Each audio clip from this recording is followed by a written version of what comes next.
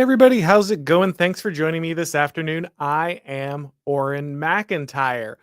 So, over the last week, the internet has kind of exploded when it comes to an episode of the Joe Rogan experience. Rogan is known for bringing on a wide swath of different people. And of course, one person he's had on a regular basis is Dave Smith, a comedian whose show I have been on and has been on this show, just to be fair and make all that clear.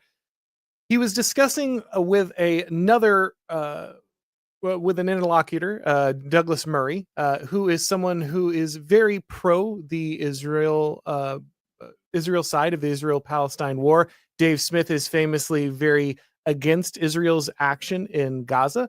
And Douglas Murray is someone who has just written a book about this. In fact, I think even President Trump recently tweeted out about Douglas Murray's book, focused very much on the role that Israel is playing in what he sees as a struggle of the Western world with Islam. Ultimately, what is interesting about this debate, I think, is not so much the differences between the two positions when it comes to Israel or Palestine. As always, I am rather uninterested in foreign wars. I would like to be uninvolved in them whenever possible. The only thing that I usually care about is if the money or resources or troops from my country are being funneled into the conflict in a different country, which is something that does happen, for instance, when it comes to the Ukraine war, which they also touched on. So I have a little more feeling about that. But ultimately, what I really am interested about is that these two really came to heads over the issue of expertise. Something Douglas Murray emphasized over and over again was how Dave Smith was just unqualified, and other people that he brought up regularly were very unqualified to opine on the war, which is particularly interesting given Murray's background, which has very little to do with fighting wars or foreign policy or anything like that. And so that's kind of what I wanted to look at today. You can listen to the whole broadcast. It's a 3-hour podcast, as Joe Rogan often runs. And there are some interesting exchanges throughout, but I singled out a clip here that I think will really help us to understand the tenor of this conversation. But before we get to that, guys, let's hear from today's sponsor. Hey everybody, this episode of the Auron MacIntyre Show is proudly sponsored by Consumers Research. You've heard about Larry Fink and BlackRock and ESG and all the ways that they're ruining your life, making grocery stores more expensive, making video games more woke. Well, Consumers Research has spent the last 5 years making Larry's life hell, and they're just getting started. Their work and its consequences have been profiled in the Washington Post, the New York Times, and most recently, Fox Business reporter Charlie Gasparino wrote a whole chapter in his book, Go Woke, Go Broke, on how effective they've been at dismantling BlackRock's ESG patronage scheme. He's making Larry Fink lose that last bit of hair on his balding head, and you should follow Will's work on X so you can laugh along with him. His handle is at WILLHILD. So give him a follow. Again, that's at WILLHILD on X. All right. So like I said, this is just a clip from the overall show. You should go back and watch the whole thing if you would like to get a better idea about the context of everything surrounding this, though this clip is very early on in the debate, and I felt it really set the tone of the debate. Again, the intricacies of the Israel-Palestine conflict are neither my specialty nor my interest. I really don't care that much. Ultimately, I think that, I don't like terrorism, but ultimately, people have to be measured in their response. Obviously, that is the huge blow up between these two sides. Ultimately, I think that most people are focusing on, but that is not my focus. What I thought was interesting again was this back and forth between Murray and Smith over what qualifies as an expert and why we should rely on certain sources and not others, and who has the right to speak. And so I want to play that clip and just kind of break it down as we go. So let me bring this up real quick, and we'll hear what they have to say, and I'll just stop as we get to important parts. I think that one of the bigger, kind of the bigger picture dynamics to all of this is that we have, at least since 9/11, been in a state of perpetual war. And all of these wars have been disasters. They have been so many lies involved in selling all of them. I mean, the whole Iraq war, the whole war in Afghanistan, just lying the whole way through. I mean, I remember literally having conversations with Green Berets in the middle of the war in Afghanistan, and they're like, George W. Bush is telling you that the army we're building up there is really successful. This thing's going to fall in a week without us. And So Dave Smith has a pretty standard libertarian opposition to war. I think that and I'll say this, I give libertarians a lot of guff. Obviously, I'm pretty famous for, dunking on libertarians. However, obviously, in this scenario, the libertarians have been more right than wrong. They're understanding that the perpetual need to stay at war is a big part of the American government's ability to rake in money and to project power overseas and make demands on its citizens is a part of what the regime does. They were correct about this. And so this is something that many people like Tucker Carlson and others who were big boosters of the war in Iraq and Afghanistan got wrong. And they have admitted as much. To be fair, I also was pro the war at the time, but I think I was like 18 or 19. I didn't really have a firm grasp on the political dynamics involved. I didn't have a large platform. It's not like I was out there leading anyone into war, but ultimately this is something that I misunderstood when I was young as well. And so, Dave Smith puts forward a position that I think has stood the test of time over the last few decades. Now, the thing I will say is that Dave Smith is probably too reflexively anti-war for me. I am not anti-war in principle, in a way that I think guys like Scott Horton or Dave Smith would probably describe themselves. I think war is part of human nature. It is a reality of human existence. And when nations reach an impasse in their ability to interact with each other, and they both demand something that the other will not yield, eventually war does occur. And there can be just wars. There can be wars fought for the right reasons. Every war is its own tragedy. That many things that should not happen, and things get out of hand very quickly, which is why so many people correctly, see war as something that should be your last, the last thing that you move towards, right? But ultimately, we recognize that war is a part of human life. And so I would not say I am anti-war. There can be just wars. There are wars that are ultimately ones that you should involve yourself in. But it's very clear that the United States has not necessarily been involved in those actions. Again, not that there wasn't a correct response to the terrorist attacks of 9/11, not that there weren't certain groups that needed to be targeted, but obviously we didn't need to involve ourselves in two multi-decade regime change wars over this fact, right? And the ways that the wars were prosecuted is its own issue. We weren't really fighting to win. We were fighting to kind of perpetuate. We didn't take the steps necessary to secure victory in many cases because they would have been unpalatable to the American public. And so there is a scenario in which the being too hesitant to enter into a war, to being half into a war is its own problem, right? You either want to be all in or all out. You either need to be willing to do what it takes to succeed and bring victory as soon as possible, because ultimately that is actually what is best for everyone, or to not involve yourself at all, right? Like it's one or the other.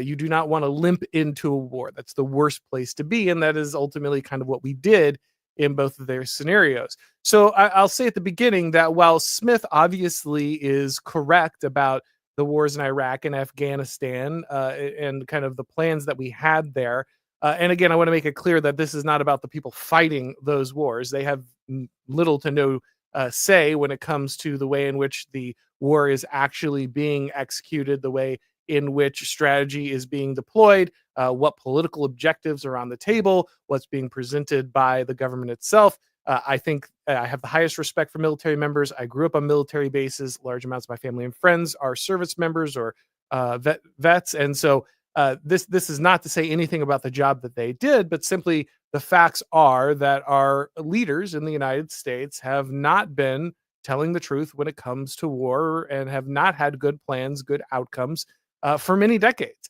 The United States is ostensibly the greatest military power that has ever graced the surface of the earth, and yet we find it impossible to win wars against goat herders in the mountains, not because our troops aren't good enough to do it, not because we don't have the technology or or the discipline or any of these things.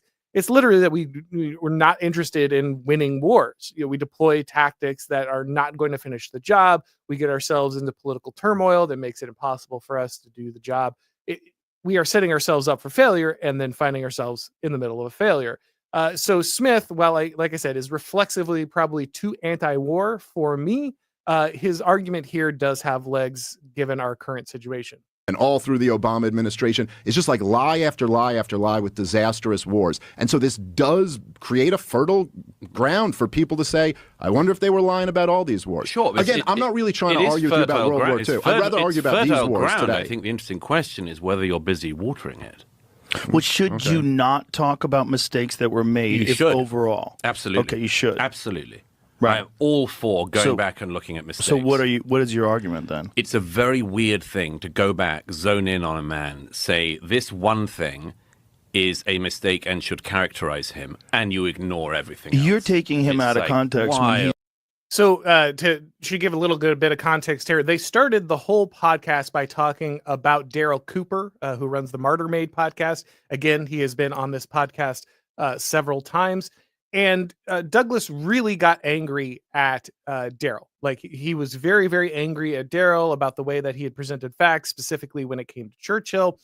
And so, what Dave Smith is laying out here is, look, if you are lying about wars on a regular basis, if people see that they are being led into war on the basis of a lie, and not just once, but multiple times in their lifetime, they're going to go back and they're naturally going to start asking questions like, well, if my government is willing to lie about this war, why wouldn't they lie about previous wars? And the first lesson we should have here, the most important lesson you should take away from this, is not the danger of asking about whether or not you were lied to about previous wars. The most dangerous thing is lying about the war itself.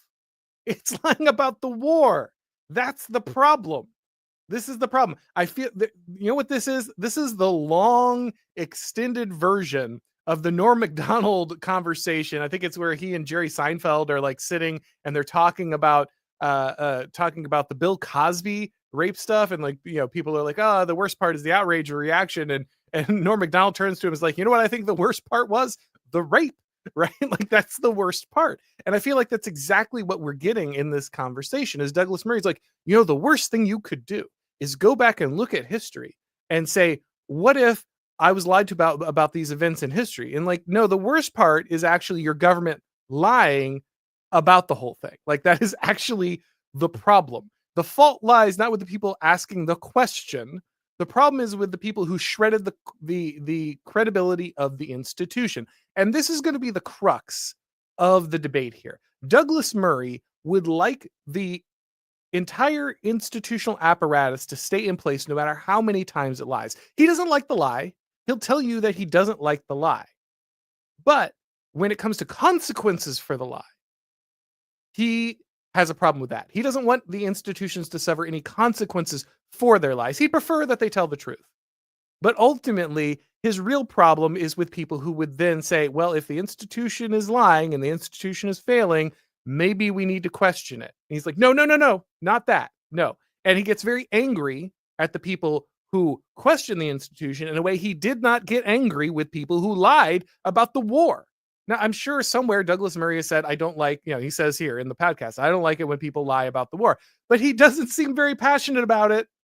He doesn't seem to care a lot. Actually, he seems to care way more about Daryl Cooper doing a podcast than he does about literally having the governments that he is pledging allegiance to lie to him and get people killed.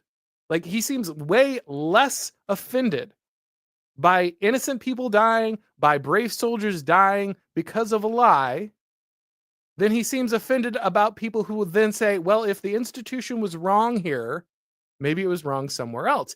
Now, again, I am not a professional historian.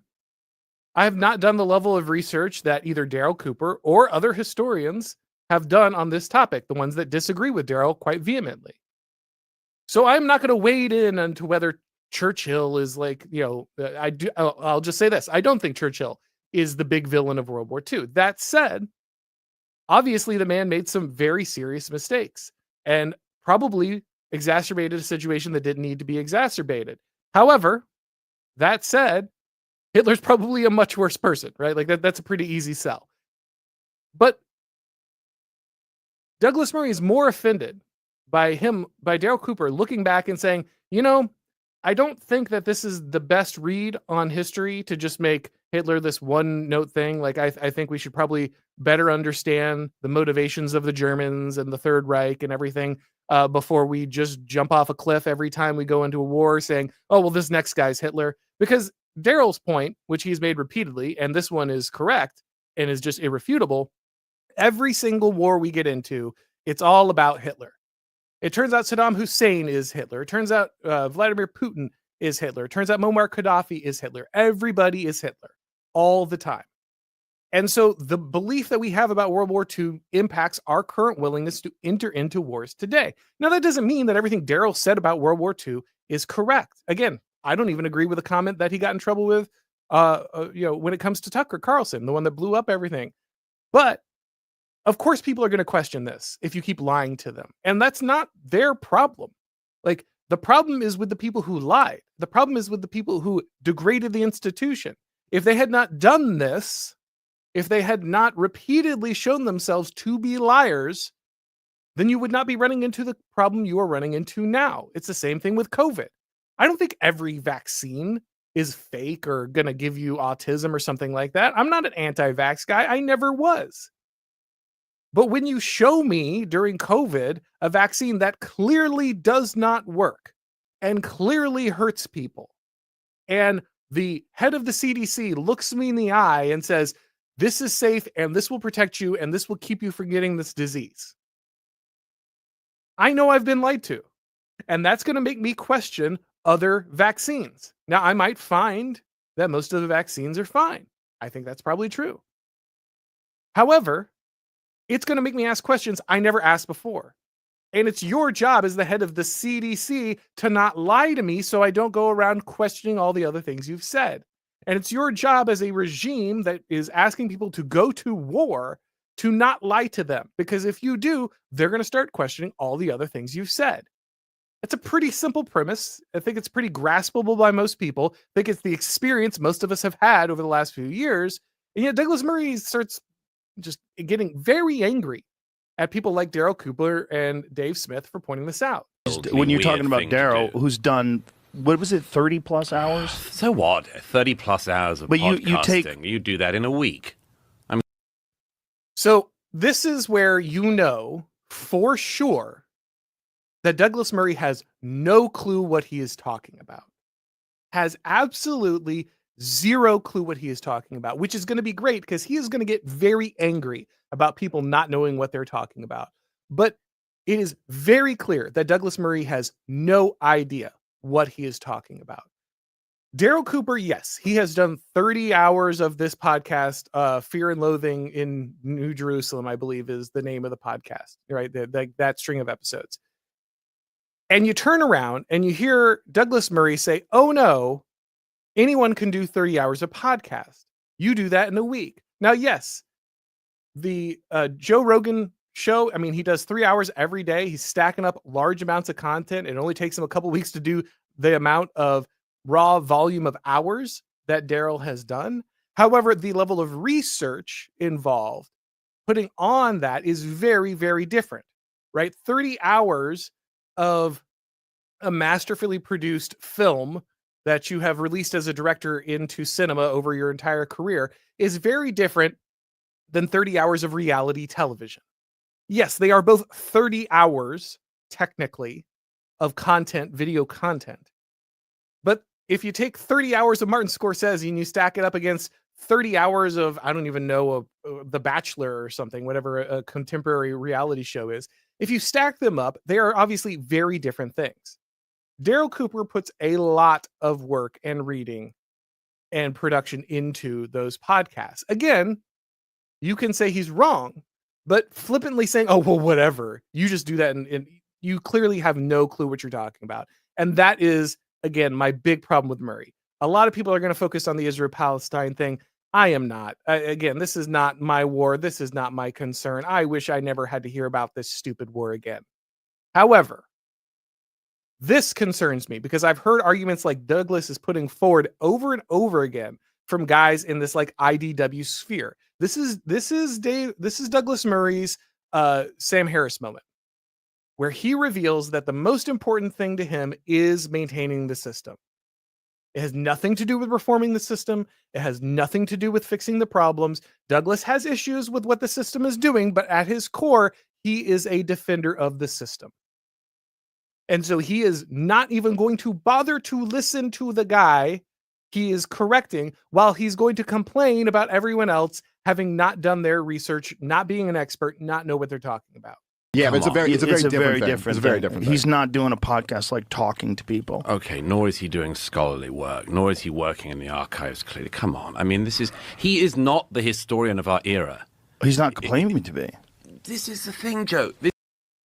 So, again, he gets very angry that Tucker Carlson called Martyr Maid, Daryl Cooper, a historian. He gets very angry about that. Now, I think it's pretty interesting as to when you are not a historian. What is a historian? Is it someone who studies history? Is it someone who has entered into the profession of studying history? Is it people who present historical content? Is it someone who's done X amount of research? Do you need the doctorate to become a historian? I know many people who hold a doctorate in history. I mean, Tom Woods is somebody who I'm pretty sure holds a doctorate in history. He is not officially a historian in the sense that he has never worked academically in the field of history. However, I am very sure that Tom Woods knows more history than most people who have the title of historian, or at least in his chosen area of expertise. That said, you don't need to have the title in order to have some idea of what history is, but that's going to be Douglas's contention here. This is like punching jelly. No, but you don't consume his work. What I'm saying, because I don't need to consume endless versions of a revisionist history. I understand. So again, Douglas directly here admits he does not know what he's talking about. No, I have not heard anything that, that this podcaster has put out. Yes, ultimately, I don't really know anything about this guy. I've never listened to Daryl Cooper other than watching some snippets on Twitter. However, I know exactly what he believes. I know exactly the arguments he's putting forward. I know they're all wrong. I don't need to know anything. I don't need to know anything about this guy in order to condemn him. I don't need to know anything about this guy to call his credibility into question. I don't need to see anything, listen to anything, consume any of his content, pay any attention. I don't need to know the first thing about this guy to make all the judgments in the world about his character, about his credibility, about his sources, everything involved, right? Because Douglas Murray is a professional historian. Wait, no, that's not right. Douglas Murray doesn't have a history degree. Douglas Murray has never worked as an academic historian. Douglas Murray does not hold a university position in a history department. Douglas Murray has exactly the same level of professional qualification to opine on World War II history as Daryl Cooper does. He has exactly the same level of academic credibility, which is to say 0. Douglas Murray does not hold any of the credentials he is demanding from other people. And yet he is very sure that without listening to them at all, even one time, that he knows everything that they are going to say and that they are wrong. It's insane. It's absolutely insane. It's not revisionist history. If you listen to his work, it's not revisionist history. He's basing it on historical work. Yeah, I know. But okay, so this is my point about jelly. It's a shape-shifting thing. Comedian or historian? He's not a comedian. Historian or podcast? Would-be historian or actual historian? You say he doesn't claim to be a historian, but he's pumping out tens of hours of neither history. does Dan Carlin. So I am somebody who has a bachelor's degree from a party school in Florida. I taught high school and I worked for several years as a reporter. I am in no way academically qualified to discuss political theory. I'm just not. That's just the case. If you're looking at the raw credentials that I have, I don't have any of those things, right? However, from what I have heard from people who are in academia, from the chair of a philosophy department, no less, they have used my work. They have assigned my work to their students. This one particular philosophy chair told me, hey, I think all the really interesting work in political theory is being done with guys online like Nick Land and Curtis Yarvin. So who knows more about what should be going on here, right? Like, who knows more, the academics or Douglas Murray? Now, this isn't to say that everybody who enters into popular entertainment and shares an opinion has a high level of qualification and should be treated as an expert. Probably, if you don't want to treat me as an expert, that's fine. That's okay. But it's very strange for Douglas to pretend that nobody who does any work in any academic area who does not have an official degree from a school he feels is sufficiently qualified, they just don't count. That just doesn't work. Because again, Douglas Murray doesn't have that. Douglas Murray, I believe, has a bachelor's degree in English. So what is he on about? Like, I get it. I also get frustrated sometimes, right? There are comedians I have a problem with because they keep doing the clown nose on, clown nose off thing, right? They'll say, oh, I have a serious political opinion. And then it's, oh, but I'm just joking. I'm just joking. I got to say, I don't see a lot of that from Dave Smith. I've seen it from plenty of other comedians, and I do have a problem with that particular maneuver. Because then you're just saying, well, I'm just this guy, right? You're making assertions and you're saying, I'm just this guy. If you make the assertion, back it up, right? You don't need the credential, but you do need the backup. You do need to actually show me your work, right? I've got opinions on political theory. I can show you the work. You may disagree with the work, but I can show you the research. I can draw you the line about how I got there. I can give you the bibliography. I can give you the intellectual genealogy I'm arguing. Again, I might be wrong, but I can do that. So I do have a problem with people who make an assertion and just have zero, idea of how to back that up, and then just run away and be like, "Oh no, I'm a comedian or something. It doesn't count." But I'll be honest. Again, I haven't really seen that from Dave Smith here. Maybe he's done it at some point. Probably has. I don't know. But that is not a feature of debates that Dave Smith involves himself in. At least what I've seen. He doesn't claim to be a historian either. You see my point about the move. It's like some weird jujitsu move. No, I don't. Where you say, hang on, you know all about this as well. You say, I'm not a historian, but I'm going to spend my time talking about history. I'm not a journalist, but I'm going to spend my time talking about this thing. I'm not an expert on this, but I'm going to spend my time talking about this. So check out this cool move that Douglas did. This is a really cool move that Douglas did. So he says, I'm not a historian, but I'm gonna talk history. I'm not an expert, but I'm gonna talk about a topic as if I'm an expert. I'm not a journalist, but I'm gonna talk about a variety of things.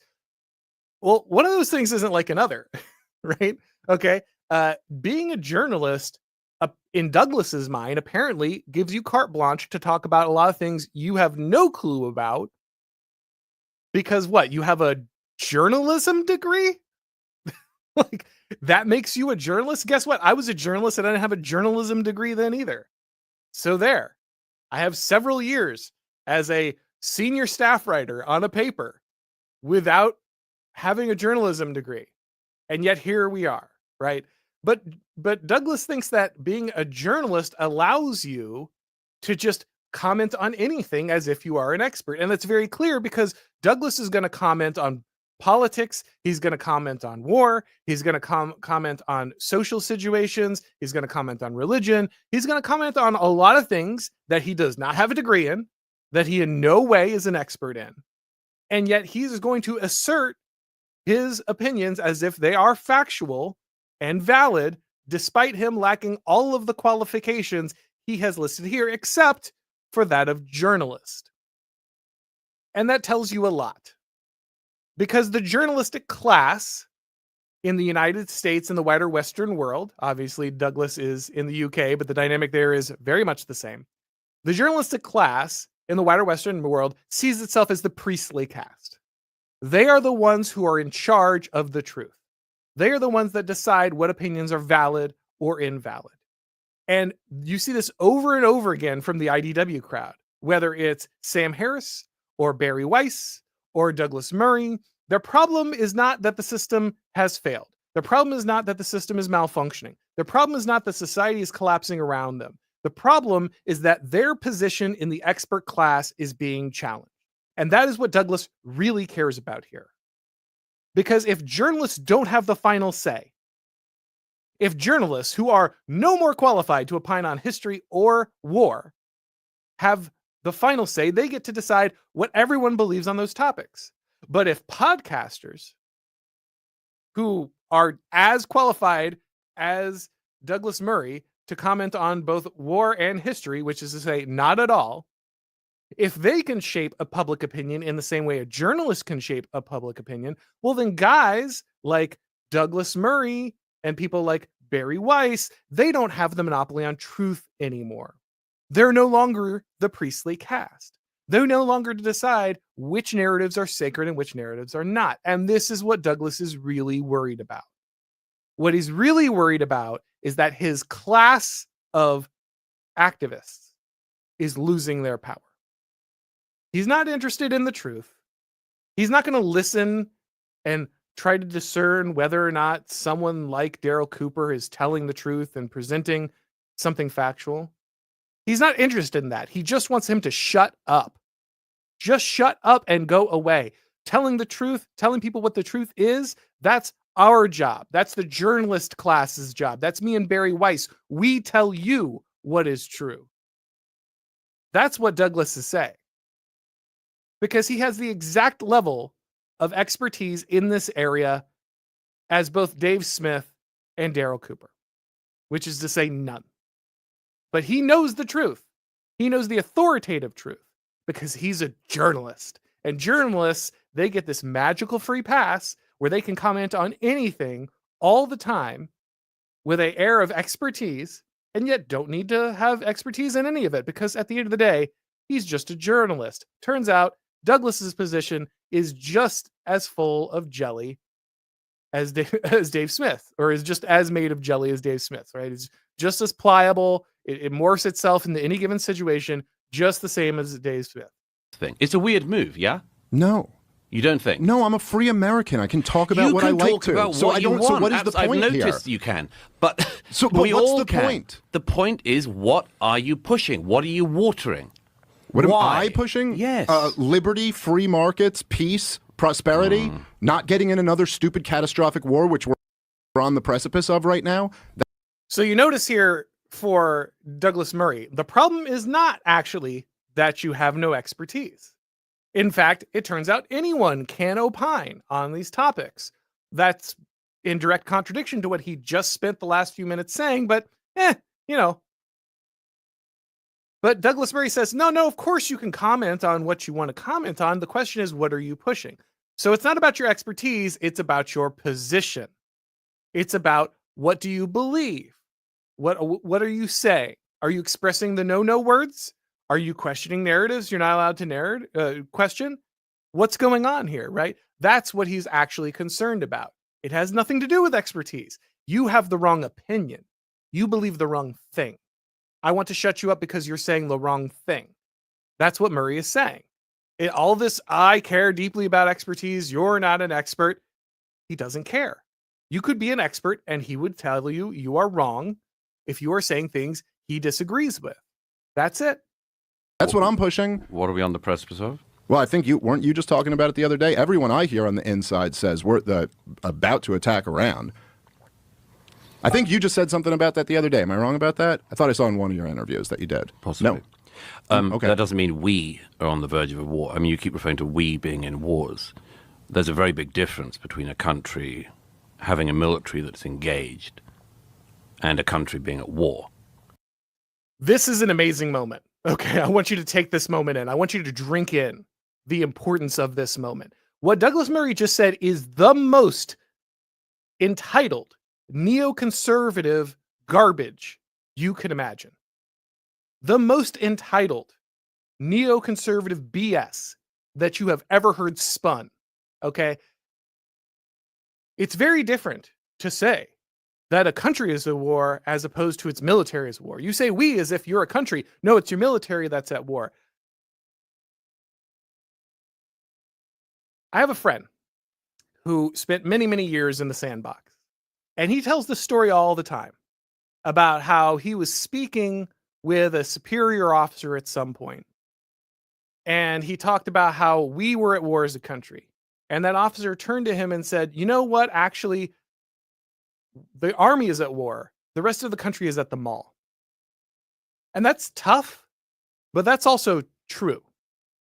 That in the United States, unfortunately, because we went from a large force that was representative of the wider United States, where most people had gone in, or a large number of men had been in military service at one time or another. Obviously, in many cases, due to the draft, people are going to have very different opinions on that. But because we went from what was a conscription-based force when we had large wars to a entirely voluntary, very small military, what we ended up, I mean, not small globally, but as a percentage of the population, what we ended up doing was creating effectively a warrior caste.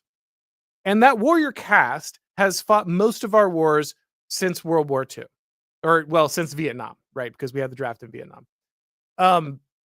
And that caste is hereditary, which means that usually it is the sons and daughters, is the children of soldiers that end up entering back into the military. Not exclusively, obviously, new people join the military all the time, but we see a very high rate of recruitment among people whose parents have been in the military. Meaning that when we go to war, really, it's not a representative large percentage of our male population that goes to war. It is really just that smaller amount of professional warrior caste people that go to war on America's behalf. Now, that might sound like an improvement, but it has some pretty big downsides. One of the downsides is the average person doesn't recognize the cost of the war. They no longer think of their country going to war. They no longer think of the specific people who are putting their lives on the line because they don't know those people anymore. Those people are just abstract objects out somewhere. They know a war is happening somewhere in the United States or the UK is involved, but they don't feel the loss, right? The idea of growing a victory garden so that the troops have what they need on the front lines, that just doesn't exist anymore. The idea of sacrificing on behalf of the war effort, even if you're not personally involved, just doesn't exist for our countries anymore. Douglas thinks that's great. Douglas loves that because Douglas is never going to go to war. Douglas's children are never going to go to war. It's just not going to happen. So Douglas doesn't care. Yeah, your military goes to war, but your country isn't going to war. Come on. Why would you say as if your country is going to war? And this is the core of the neoconservative problem. Douglas expects a professional military force completely detached from the American or British population to go around setting up governments in the name of liberal democracy or whatever, right? But he's never going to sacrifice for it. He's never going to put any effort into it. He's never going to put his lifestyle at risk. He's never going to put any of his, progeny at risk. I don't know if he has any. He's not going to do that, right? That is just not going to be the case because the country doesn't go to war. The military goes to war. That's for the poors, right? They go fight their wars on on behalf of the government. But the journalist class, they're going to sit around talking about how they won a war. Right? Like Douglas is probably not going to refer to, the military won the war for us. I'm guessing, I haven't combed through his language, but I got a feeling we might be able to catch Douglas saying we when he means military there. Excuse me. But obviously, the problem here is the incredible detachment we have from what is happening, from when we actually go into military situations. And Douglas just displays this so beautifully here that ultimately he doesn't see it as the country going to war. It's some professional military force, like a bunch of mercenaries. They go out, we pay them, they go fight, they do their thing on our behalf, and then they come back, right? But that's it. He does not understand the connection between a country and its military. He does not appreciate the link between a people and their military. In fact, he specifically criticizes someone who would understand their country as going to war rather than moving some kind of discrete military unit around the board as if it's a video game. This country has not been at war for 25 years. You have not been fighting for the American homeland for 25 years. Yes, we haven't. That's true. Right. We haven't had a war on our shores. We've been picking on third world countries halfway around the world. Well, you haven't been randomly picking on them. I mean, Afghanistan, you went... I didn't say it was random. Yeah, right, okay. It wasn't like you suddenly decided to bomb, again, Myanmar or something. We went for Afghanistan to find bin Laden and take revenge for 9/11 and stop an attack like that happening again on the American homeland. That is very different from a country being at war. Yeah, but that's a total miscalculation. So, again, Douglas looks at this and says, okay, there are some legitimate engagements you can involve in. And to be fair, I think he's relatively right about some of this, right? He's right that there had to be a response to 9/11, that you did need to take action to make sure that there were no terrorist attacks in the United States after that major attack. There was some level of reciprocal response necessary in order to stop what was going on. But you'll notice what he doesn't point out is that both of those turned into multi-decade nation-building projects, right? And this is always the neocon shuffle, right? And by the way, when I use the word neocon here, Douglas wrote a book saying we need neoconservatism. So this is not a slur. This is not me fabricating a term and applying it to someone to whom it does not apply.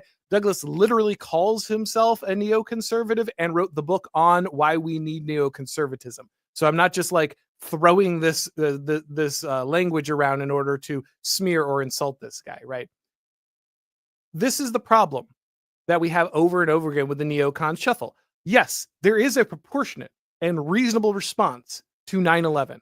That response is not believing that you're going to turn Afghanistan into the 51st state of the United States because secretly George Washington and Alexander Hamilton and Thomas Jefferson are just hanging out in caves somewhere. And if you just drop enough bombs on them, eventually they'll emerge from the cave and they'll write a constitution and boom, liberal democracy will bloom across Afghanistan.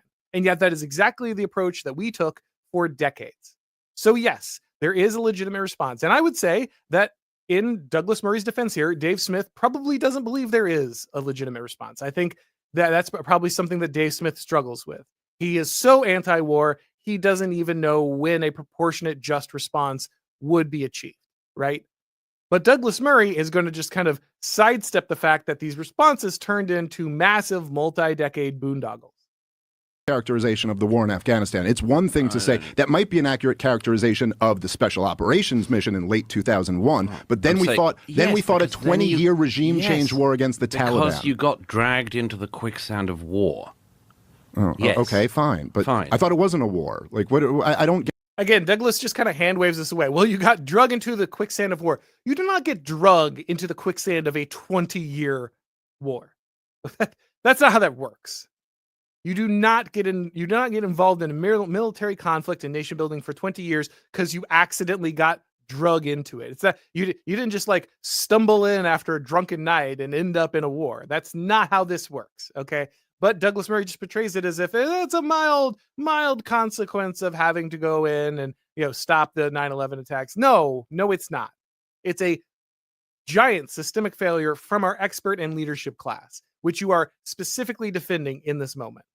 No, I said it was a war. It's your use of we, as if you're personally like suffering this war. I mean, you're a taxpayer. When I say we, we're taxpayers, implied, so we pay for it. Okay, fine. Douglas, would you go, if I went back and corrected you on every time you've used the term we to refer to your government or something like that? Like if I were to say, oh, we just imposed tariffs on China, would you point out that I didn't and it was the Trump administration? I'm saying you take it obviously very personally, and that's your right to do so, of course. I'm just trying to make sure we're accurate here. So again, Douglas throwing this little shade at him. Oh, you're taking this personally. Douglas Murray is literally like dedicated his life to promoting foreign wars. Like this is a man who's currently pushing involvement of all Western countries in obviously the Israel-Palestine Gaza conflict, and I believe also in the Ukrainian-Russian war. Okay, so the idea that like that Dave Smith is taking this very personally, but Douglas Murray is just this cool, objective cucumber, is pretty comical. Also, Douglas again does this thing where he pretends that countries and their militaries are very different things, and that you as a citizen of a country should not care what your military is doing. That should not be something that you are emotionally involved in. Again, this is just insane. This is absolutely insane. This is the most neocon garbage I have ever heard. This ideology has to die. The people pushing this ideology have to be discredited. We cannot let people running around and pretending this is reality run our countries anymore. This is absolutely insane. If you leave people like Douglas Murray in the elite, they will get your sons and daughters murdered. That's it. Like, these people will drive you into pointless wars because they do not even see your military as actually part of your country. They do not even see the people of your country as having any input as to how the military is used. Dave Smith doesn't get to decide how the military is used. He doesn't get to have an opinion on how the military is used. He doesn't get to have an opinion on whether the war should be fought or not because he's not personally there. Which is funny because neither is Douglas Murray. But whatever, right? I guess that only applies to Dave Smith. What do you think I'm taking personally? The American wars. Sure, yeah. I think they've killed hundreds of thousands of people and cost my country $8 trillion and degraded my country very much. And there's a very good argument to make on that. I'm still slightly bemused about this move from I'm an expert on this and I have views to I'm a comedian. I've never claimed to be an expert on anything. This is the problem, Joe. I mean, if somebody Wait a minute, says you have to claim to be an expert on something to have an opinion on something? You don't have to be. You don't have to be. But so Douglas obviously believes that you do, right? Like, he stops talking to Dave Smith and he pivots to Joe Rogan in the hopes that that's going to make him look objective, that maybe Joe Rogan's going to save him from this exchange. But again, Douglas Murray is being exactly what he claims Dave Smith is, right? Every time Douglas Murray runs into a problem, he's just jelly. All of a sudden, Douglas Murray demands expertise. You must be a historian. You must be a military expert. You must personally be involved in wars in order to comment on them, recognize when there's a problem, point out some kind of historical, like you have to have this expertise. And then the minute someone's like, so you're, just to clarify, you're saying that everyone has to have this expertise. Oh, no, of course not. Of course I would never say that. Of course I would never say that. I'm just wondering why they're commenting on these things. Because they're events happening now, Douglas. Because when you have a war and you're demanding more people be involved in it and more money go to it and more weapons and material and lives get spent on it, people have a right to comment on what you are asking them to involve themselves in. Douglas Murray does not have some kind of objective opinion on this. It's not like, oh, well, I'm just bringing forward the facts. No, Douglas has a specific partisan demand he is making on both the United States and the UK. And you know what? That's fine. He has the right to make that demand. But he does not have the expertise that he is demanding of others who are also partisan. Now, again, I think that a man whose country is literally being invaded as we speak, the United Kingdom is in a position right now where it is run by a government that is hostile to its own population. People cannot protest. People cannot speak out online. People cannot pray outside in their heads in the United Kingdom. A man was threatened on the street, a retiree who was disabled, was threatened on the street by a police officer with hate crime charges for saying these people should speak English in the country where English was invented. That's where you are right now. But what is Douglas obsessed with? A war in another country. That's all he cares about. Now, to Douglas's credit, he wrote a book on the strange death of Europe. He's spoken about the problems of immigration. I was at the speech at ARC when he did so, though I noticed he didn't mention anything about deportation, so one wonders how committed he is to that problem. But ultimately, yes, Douglas has spoken out about that problem in a way that many people in his country will not, to his credit. But if my country is being invaded, if my country is becoming tyrannical, if free speech is ending in my country, then running around and demanding censorship of other people is probably not the move. Spending all of my time obsessing over a foreign war and writing a book on a foreign war is probably not the move. Now, again, Douglas is free to write whatever book he wants. However, he is no more of an expert than anyone else on this issue who he is criticizing. And yet he thinks that ultimately he is the only one qualified to have an opinion. This is like, issue? I'm not a historian, but I'm pumping out history. But wait a minute, I'm not an expert, but I'm talking all the time about this. But you're not thing. even talking about specifically on what he just said. No, I'm saying this is my point about this. Again, like Joe Rogan just points out, like, you are doing exactly what you said you don't like. You have exactly the same problem that you are saying that Dave Smith has. The minute you get pinned down, you pivot, you talk to somebody else, you don't address the issue. You do it over and over and over again. It's always this constant thing. Oh, well, you don't have to be an expert to have an opinion, but you're not an expert, so you should never be allowed on a podcast. You shouldn't have a podcast discussing this. Which one is it, Douglas? And if so, apply that standard to yourself. Are you an expert or not? How many battles have you been in? How many academic degrees in history do you hold? None. 0 time in any of these things, right? None. And yet, he is uniquely qualified. Why? He's a journalist. And like Sam Harris or Barry Weiss, he recognizes his expert class is being threatened. And that's what he's really worried about. You say, I'm not an expert. So what's the solution? To not talk about it? No, it's to have more experts around.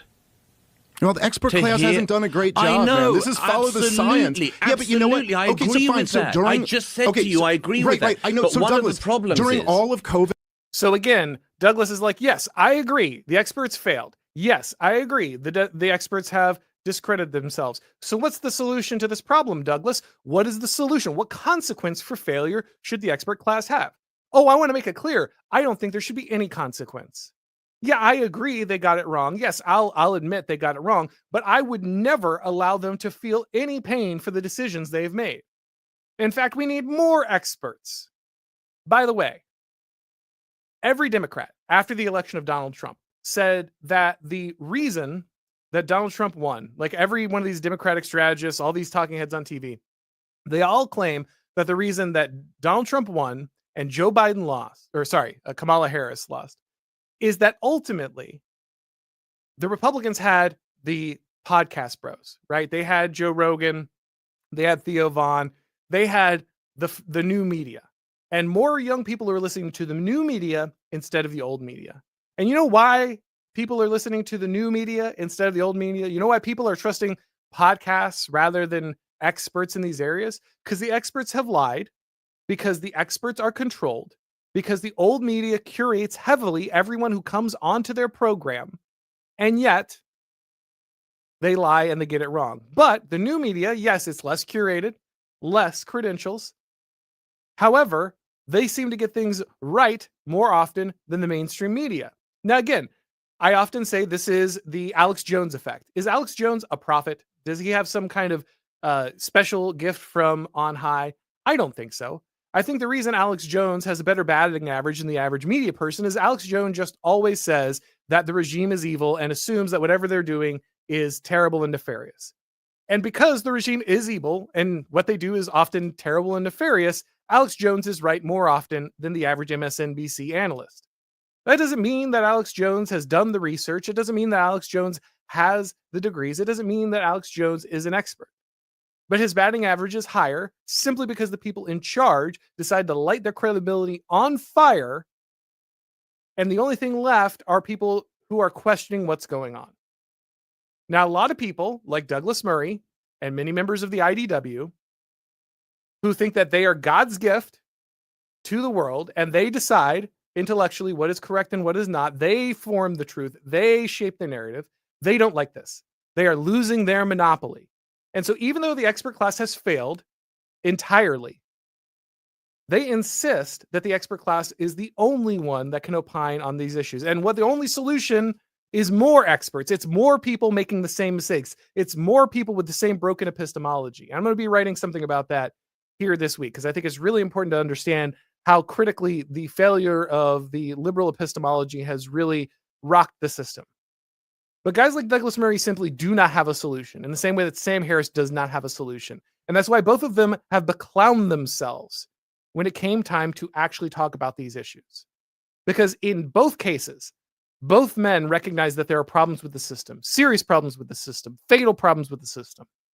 But they would rather hold that system aloft and enshrine it and defend it than allow people to correct it because they are so scared of losing their positions of power and letting that narrative actually unwind.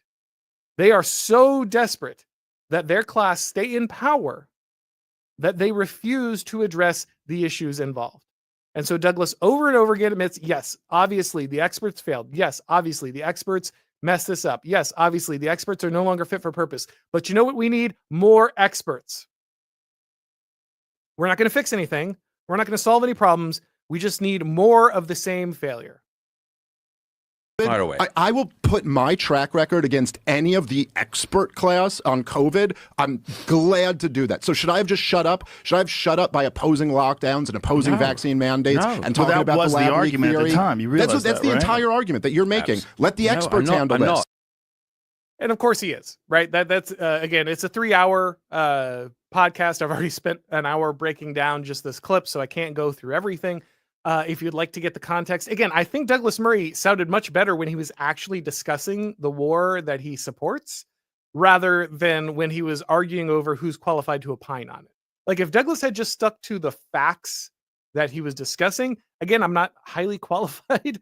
I'm not going to pretend to be on those. However, I think he sounded much more convincing when he actually discussed the topic he wanted to discuss rather than spending all of his time trying to shut up people who he wanted to discredit. So if you want to listen to the rest of that, you might hear some arguments from Douglas that you find compelling, or maybe not. The point is, you'd actually have to listen to the words Douglas said, which is something that Douglas did not do for Darryl Cooper, and obviously does not do for people like Dave Smith. That is a courtesy he would not afford any of his interlocutors, right? Because ultimately, what Douglas is here to do is defend his position as an arbiter for truth. And his main problem is that other people are saying the wrong things and that he doesn't know how to address the epistemological crisis that liberalism has found itself in. The experts failed. His entire system was built on the idea that experts are holy and they are the ones that deliver truth. They are the ones that massage narratives, the very narratives that Douglas Murray relies on for his position. If they come apart, Douglas is worried that he will lose his position in the pecking order. That's it. That's it. I mean, he has other concerns. Obviously, he's very passionate. Again, amazingly passionate about the Israel-Palestine war in a way that he criticizes other people for being passionate. So obviously, he has other motivations beyond just his position in the expert class. But I think that's a huge part of it, which is why him and Sam Harris, while talking about very different things, be it Joe Biden's lies and the censorship that went along with that by the social media and the security apparatus in the United States, as opposed to Douglas here discussing whether or not people can talk about history or the situation in Gaza. Either way, they are both focused on the same thing. The expert class dictates the truth. Anybody who threatens the expert class is the enemy. Even if I have problems and I know that ultimately the expert class has wounded itself in a way that is fatal, I am going to cling on to the sinking ship. I am going to go down with the sinking ship because my narrative, my power, my position, my identity are wrapped up in that. And so that is what I am going to defend to the death. And so I'm going to tell people to shut up. The funny thing is there's another clip going around online of Douglas making an argument exactly against this type of argument. Douglas has repeatedly said that the idea of lived experience or credentials and the need to shut people up if they have not had those experiences or hold those credentials, that is wrong and that is stupid. Douglas has said that at length. And yet here, he has exactly the opposite position. Why? Well, because previously it was being used to push him out, and now he wants to use that argument to push other people out. It's unprincipled. When Douglas is weak, he wants to use your principles against you. And when Douglas is strong, he no longer cares about those principles. They were only being used against you when you were strong. Now that he's in the position of power, he does not care. He doesn't care about free speech. He doesn't care about the ability to question things. He doesn't care. He wants more experts to shut you up. That's it. Because the expert class has to stay in power. That is the most important thing. All right, guys, we've got quite a bit of questions or comments from the audience here, so let's move over there real quick. Move this here. Aramaic Discourse says, for my fellow Zoroastrian Catholic cultists. Yes, thank you very much. I guess James is definitely going to fall into the category of people who probably agree very much with Sam Harris and Douglas Murray here. Perspicacious Heretic says, you're an expert as long as I agree with you. Yeah, that literally seems to be the standard. Like shamelessly, that really does seem to be the standard here. It's sadly that simple. No Guard says, I especially loved Murray's reaction to Dave citing specific actions by particular influential neocons. Again, you can go back and listen to the whole thing if you would like to get a better grasp of the full debate. I think Murray sounded better when he was actually discussing the topic.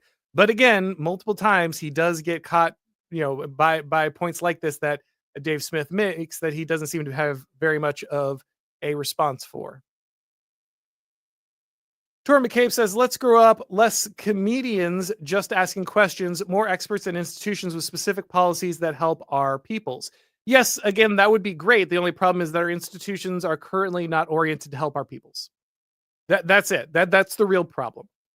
In a good society, in a correct society, Douglas Murray would be correct, and Torn here would be correct. In a healthy society, both of these guys would be correct to defend the institutions.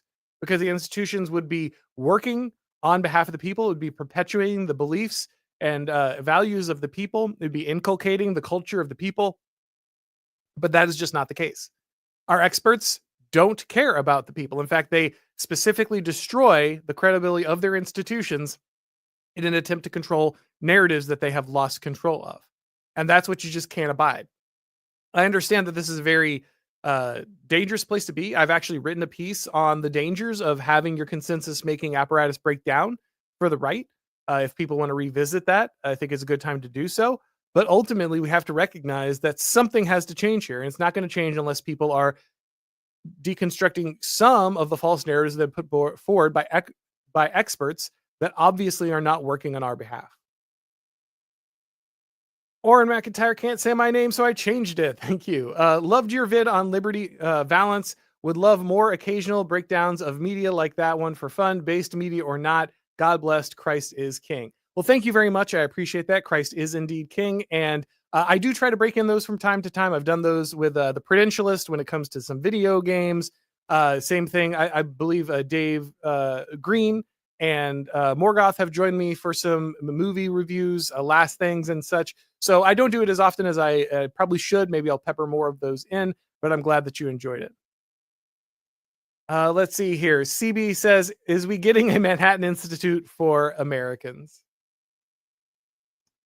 Perspicacious Heretic says, what does being a scholar actually mean? Do you literally have to be inside a fancy brick building for it to count as being well read? Again, for a lot of people, sadly, that is the case. And, in general, that's a reasonable heuristic throughout most of American history. However, there have been very many very important scholars who have worked outside of academia. You have a number of guys who never held university positions and still said very profound and important things. I mean, Oswald Spengler comes to mind. The guy was a history teacher in high school, I believe, his whole life. He never entered into the university, and yet very influential and very important, I think. Obviously, it would be nice if we could trust our institutions, and it would be nice if the majority of people coming out of those institutions were actually scholarly, and that was where the important work was getting done. But as I've said, when I've discussed this with people who are in academia, they say, yeah, in most cases, that's just not actually what's going on.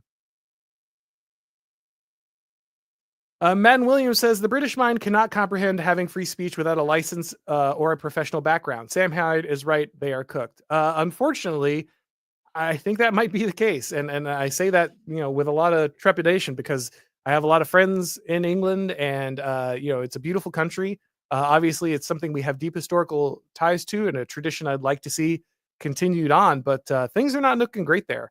And while I think guys like the Lotus Eaters and others are battling valiantly on that front, I gotta say, it doesn't look great. Lurch685 says Douglas likes Israel only for two reasons. He absolutely hates Muslims, all of them, and sees anyone who kills a lot of them as inherently good. Two, he can participate in all kinds of degeneracy. I got to say this. The one mistake that I think a lot of people make is, and I've seen this repeatedly, unfortunately, is that they will have a disagreement with Israel or Israeli influence in the United States, or us being involved with them foreign policy wise, aid wise, that kind of thing. And then they will say, well, enemy of my enemy is my friend, so maybe the Muslims are, on our side.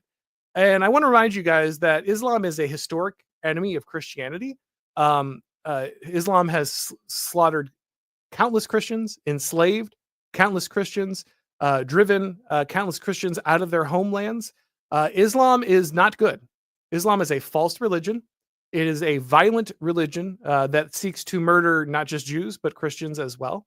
Now, this doesn't mean that we should go out there and try to kill as many Muslims as possible all the time. Obviously, you need to be involved in a just war, when that's the case. However, treating just because you may disagree with what Israel is doing, or you disagree with many of its loudest and most obnoxious proponents, does not mean that Islam is your friend.